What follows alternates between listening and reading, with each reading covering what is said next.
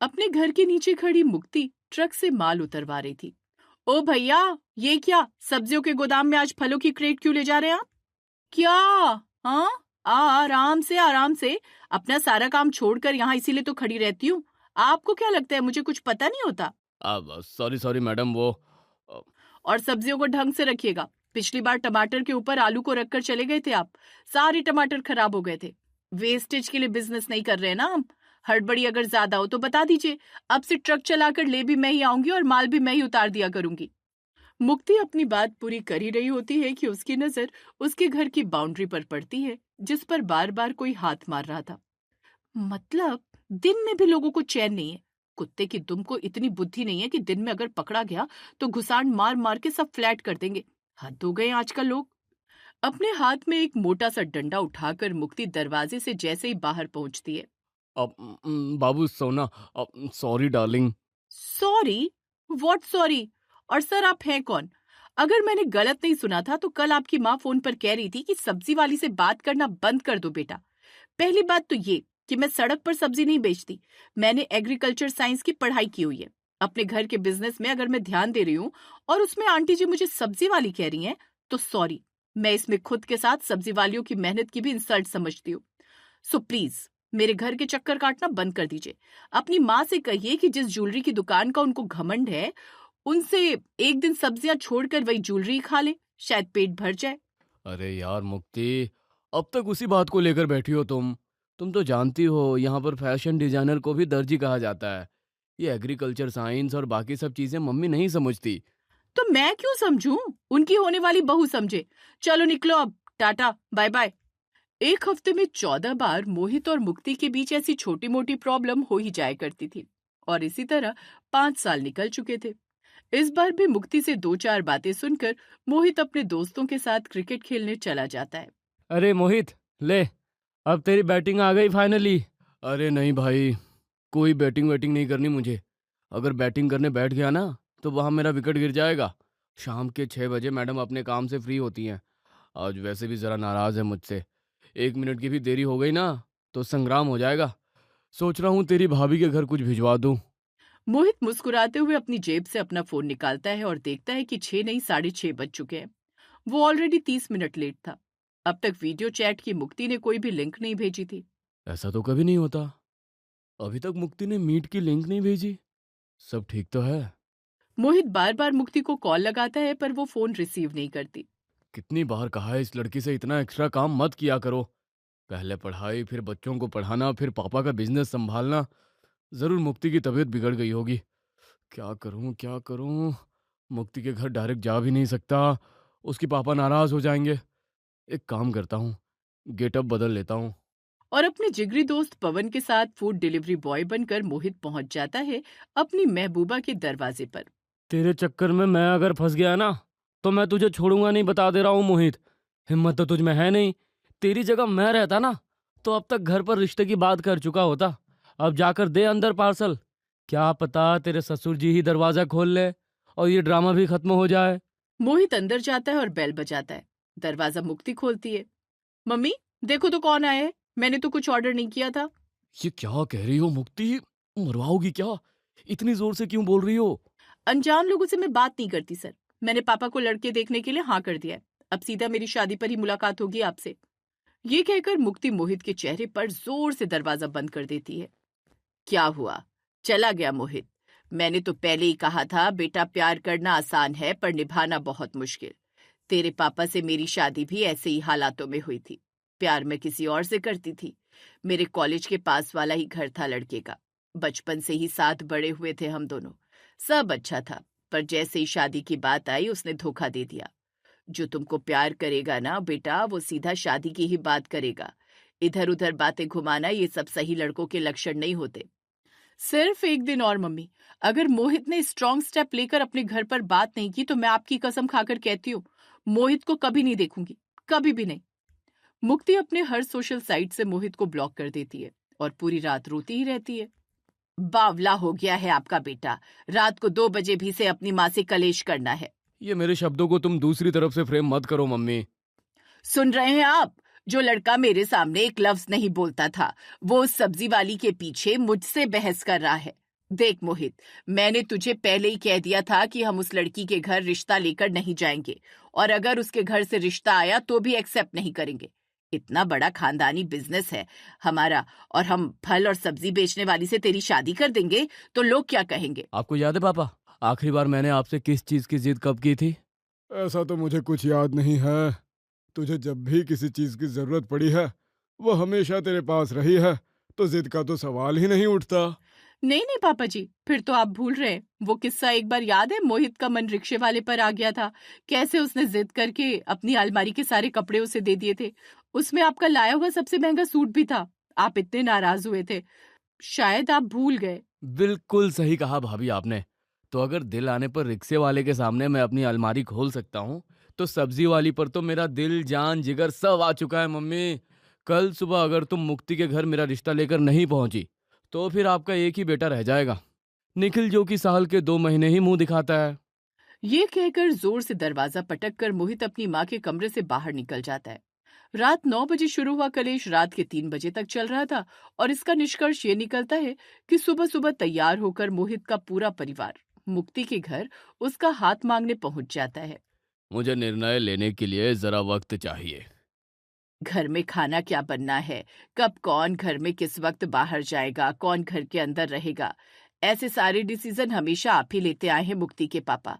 मुक्ति क्या पहनेगी, किस स्कूल में जाएगी, किससे बात नहीं करेगी, सब आपकी निगरानी में ही हुआ है। पर अब मेरी बेटी के आगे की जिंदगी की बात है। एक बहू बनकर जीवन में क्या बदलाव होता है, ये मैंने देखा है, आप नहीं। तो आज से मुक्ति के जीवन का निर्णय मैं लूंगी। और पार्वती भाभी, मेरी तरफ से ये रिश्ता मंजूर है। आप शादी की तारीख निकलवाइए। मोहित की जिद के आगे उसके परिवार वाले मान जाते हैं, और मुक्ति की माँ को गलत प्रूफ करता हुआ वो अपने परिवार के साथ मुक्ति के घर रिश्ता लेकर पहुंच जाता है। बस फिर क्या था, सोना चांदी बेचने वालों के घर फल और सब्जी बेचने वाले की बेटी आ जाती है। मेरी शादी के वक्त तो आप डायमंड के सेट गिन रही थी मम्मी जी, फिर भी आपको चैन नहीं था। और अब देखिए, दहेज के नाम पर पूरा घर सब्जी और फलों से भरा हुआ है। बेटे के सामने कभी न झुकने वाली औरत आज झुकी गई। बेटे के सामने नहीं बहू, मैं वो औरत हूँ जो कभी किसी के सामने नहीं झुकी, और ये तो मेरी लंबी छलांग का एक छोटा सा कदम था। बहू अब घर पर आ गई है, तो अब चलेगी तो उस पर मेरी ही। ऐसा नाच नचाऊंगी कि सारी दुकानदारबाजी भूल जाएगी। तू जा कमरे में उसे बुला कर ला, जरा अनाज छाटने की रस्म तो करवाऊं दुल्हनिया से। मेघना अपनी देवरानी के कमरे में जाती है। अरे वाह देवर जी, ऐसे तो आपकी नींद 10 बजे के पहले खुलती नहीं, और आज देखिए तैयार होकर बीवी की साड़ी को संभाल रहे हैं। मानना पड़ेगा। आप तो जानती है भाभी, मैं मम्मी को हर्ट नहीं करना चाहता था, इसीलिए आगे कोई प्रॉब्लम ना हो, सब कुछ स्मूथ चले, उसके लिए थोड़ा इनिशिएटिव ले रहा हूँ। अभी सारी कोशिशों पर पानी फिर जाएगा देवर जी, डोंट वरी। मुस्कुराते हुए मेघना मुक्ति के कमरे से बाहर आ जाती है। अपनी बीवी का हाथ पकड़े मोहित अपनी माँ के पास आता है। ये क्या बहू, तूने साड़ी क्यों पहन ली? शादी के तुरंत बाद तो साड़ी ही पहननी होती है ना मम्मी जी, नहीं तो फिर कहने वाले 4 बातें बना देते। लोग तो बातें बनाएंगे ना बहू। अभी अनाज छाटने की रस्म करनी है तुझे, और ये रस्म शादी वाला लहंगा पहनकर ही होती है। जा, तू वापस से वो लहंगा पहनकर 5 किलो दाल, 5 किलो चावल और 5 किलो मूंग तुझे छाटने हैं बस। अब सब्जी वालों के घर से आई है तो अनाज की नॉलेज तो होगी ही तुझे। मम्मी, ये क्या बकवास है? भैया के वक्त तो ऐसी कोई रस्म नहीं हुई थी। उस वक्त भी हुई थी। तू था क्या देखने के लिए? तू तो अपने दोस्तों के साथ यहाँ मटर गश्ती कर रहा था।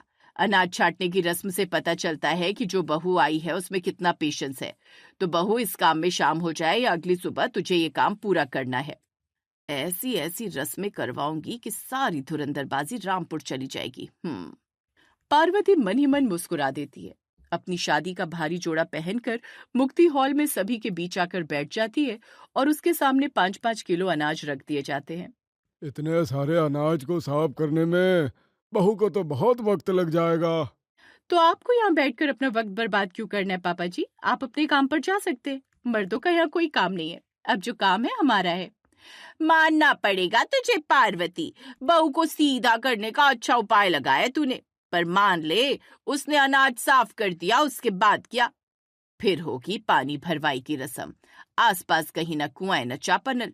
अब जितनी दूर कुआं होगा उतनी दूर बहुरानी को पैदल चलकर जाना होगा, वहां से पानी भरकर लाना होगा।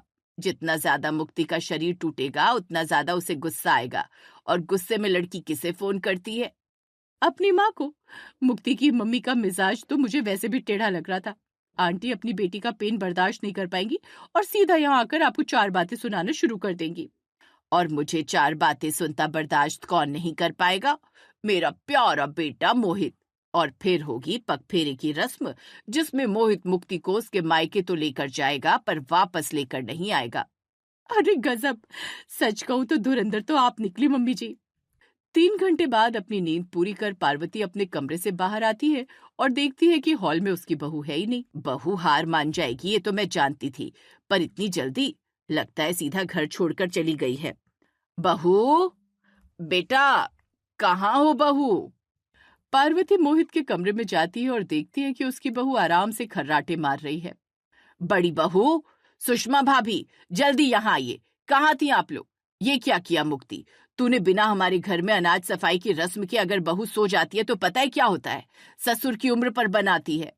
मुझे लगा ही था मम्मी जी आप ऐसा ही कुछ कहेंगी, इसीलिए मैंने तीनों अनाजों को अच्छी तरह से साफ करके छत पर पहुंचा भी दिया है। इतनी जल्दी इतना सारा अनाज साफ कैसे हो सकता है? मम्मी जी ने अनाज साफ करने को बोला था, अब साफ कैसे करना है ये तो नहीं बोला था। सूप में फटक कर पहले अनाज में मौजूद हल्की गंदगी को निकाल दिया, उसके बाद छलनी से छान दिया। फिर तो बस 10 मिनट की बात थी मम्मी जी। ना के बराबर ही गंदगी बची थी, जो एक बार देखने भर से साफ हो गई। फिर भी छोटे छोटे जीवाणु कहीं अनाज में मौजूद ना हो, इसलिए मैंने अनाज को छत पर रख दिया ताकि वो मर जाए। चल, ससुर की तो उम्र बचा ली, अब सास की भी उम्र की कुछ सोच ले बहू। अभी पानी भरने की रस्म बाकी है। इसमें दिमाग मत लगा लेना बहू कि किसी टंकी या नल से पानी भर कर ले आई। कुएं से ही पानी लाना है, नहीं तो चापाकल से। चापाकल तो समझती है ना, हैंडपंप। वो तो हो जाएगा आंटी जी, पर उसके बाद भी कोई रस्म है क्या? जेठानी की उम्र को बरकरार रखने के लिए, जेठ की उम्र को बरकरार रखने के लिए?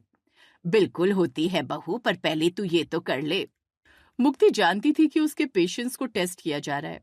इतनी जल्दी हार मानने वालों में से वो थी नहीं। मुक्ति म्युनिसिपल कॉर्पोरेशन की ऑफिशियल साइट पर वो कुएं और हैंडपंप का पता निकालती है और गाड़ी में बैठकर आराम से उन जगहों पर जाती है और 7 जगह का पानी भरकर ले आती है और इस पूरी प्रक्रिया का वीडियो भी बना लेती है ताकि उसकी सास के मन में कोई डाउट न रह जाए। रात के वक्त। आज तो सुना है मैंने कि बहू ने बहुत काम किया है। काम नहीं, रस्में की हैं जी, सदियों से चलती आ रही हैं, करनी तो पड़ती ही। मम्मी जी बिल्कुल ठीक कह रही हैं पापा जी। अब कल एक रस्म है जो मम्मी जी को करनी होगी। वो क्या है ना मम्मी जी, जैसे आपने मुझे सास ससुर की उम्र को बनाए रखने के लिए रस्में करवाई, वैसे ही हमारे में एक रस्म होती है जो लड़के की माँ करती है, सब्जी दिखाई की। इस रस्म में फल या सब्जी को बाहर से देखकर ही उसके स्वाद का अंदाजा लगाना पड़ता है, नहीं तो बेटे की उम्र पर बनाती है। अगर थोड़ी सी भी भूल हुई ना मम्मी जी तो आपको प्रायश्चित करना होगा, पर मुझे पता है मेरे सुहाग को बचाने के लिए ये तो आप जरूर करेंगी। जौहरियों के खानदान से हूं मैं बहू, कोयले की खान में हीरे को पहचान लेती हूँ, तो ये सब्जी क्या चीज है। तो सुबह 10 बजे मिलते हैं। अगली सुबह पूरा परिवार एक साथ बैठ जाता है। मुक्ति दहेज में आए हुए फलों और सब्जियों की टोकरी को टेबल पर सजा देती है। ये तो सारे ही फल अच्छे दिख रहे हैं बहू। मेरे एक घर से दूसरे घर आए हैं पापा जी, अच्छे तो होंगे ही, पर इनमें किस सब्जी में बीज ज्यादा है, कौन सा फल पका है, कौन कितना मीठा है, टेस्ट इस बात का है। हम औरतों ने सब्जी खरीदते हुए जिंदगी गुजार दी बहू, तू हार जाएगी। तो तरबूज से शुरू करते मम्मी जी। 3 तरबूज आपके सामने, बताइए इनमें से किसमें ज्यादा पानी है? इसमें पूछने वाली क्या बात है बहू, जो ज्यादा हरा है उसके अंदर ही पानी भी होगा और वही ज्यादा मीठा भी होगा। तो मैं चुनती हूँ ये तीसरा वाला तरबूज।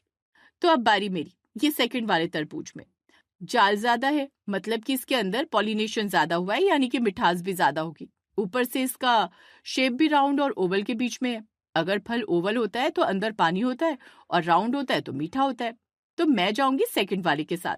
ये पहली बार सुन रहा हूँ मैं मुक्ति, कहीं तुम ज्यादा साइंस लगाकर हार मत जाना। मुक्ति मुस्कुराती है।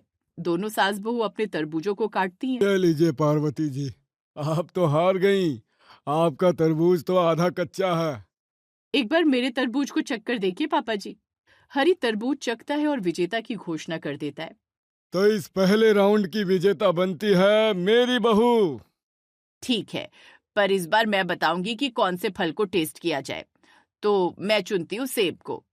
सबसे साफ सुथरे और सुंदर सेब को उठाकर पार्वती अपने हिस्से में रख लेती है और फिर एक सेब उठाती है मुक्ति। सेब काटते हैं फिर।